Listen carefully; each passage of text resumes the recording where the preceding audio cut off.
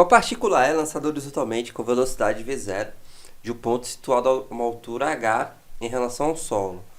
No mesmo instante, uma outra partícula b é abandonada de um ponto situado à mesma altura de h, como mostra a figura. A aceleração na gravidade tem módulo de 10 metros por segundo e o módulo da velocidade é de 20 metros por segundo. Da aceleração da gravidade 10 metros por segundo ao quadrado, o módulo da velocidade é de 20 metros por segundo.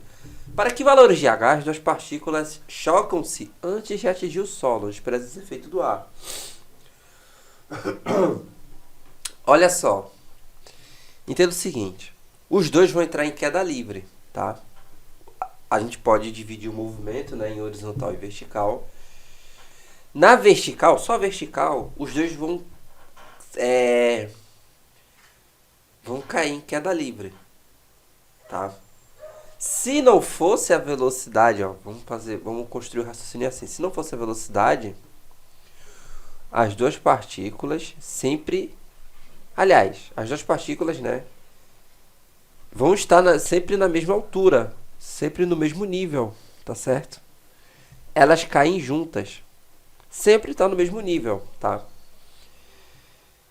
No caso, se a gente fosse olhar a projeção delas, é a mesma. Se a gente, né, fosse olhar a projeção das duas, por exemplo, se tivesse uma parede aqui, só para exemplificar, tivesse uma parede e tivesse uma iluminação, a sombra ia ser única, porque ia ser uma só, porque a sombra, né, ia ser para os dois, porque as duas caem iguais. Não sei se deu para entender. Beleza, o importante o movimento de queda livre para as duas partículas é igual, tá?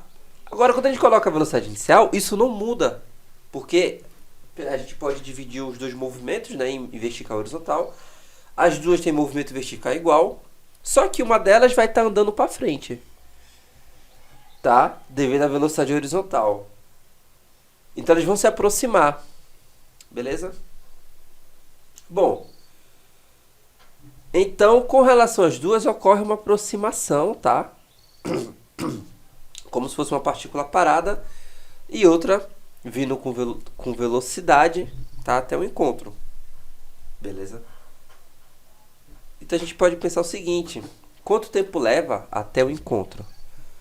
Bom, o intervalo de tempo até o encontro vai ser o quê? A distância sobre velocidade.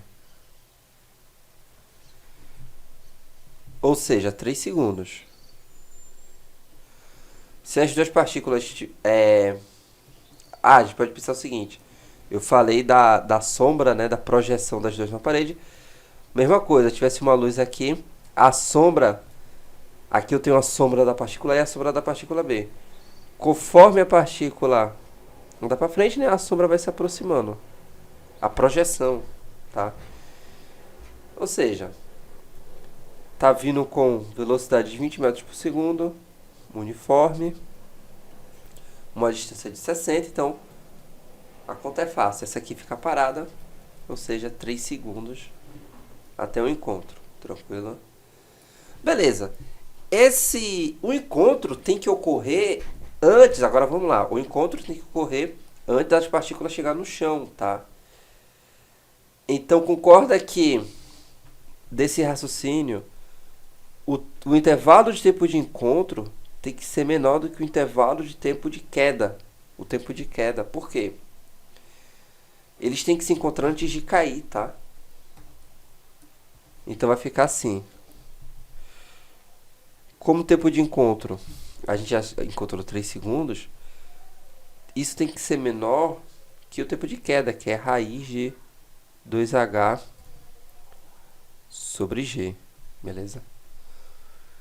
Como tudo aqui é maior que zero, eu posso elevar ao quadrado, fica 9, 2h sobre 10. Portanto, resolvendo aqui essa equação, a gente encontra que h tem que ser maior que 45 metros para dar tempo deles se encontrarem, tá? Porque se for menor que 45, eles caem no chão antes de se encontrar, tá certo? Bem simples.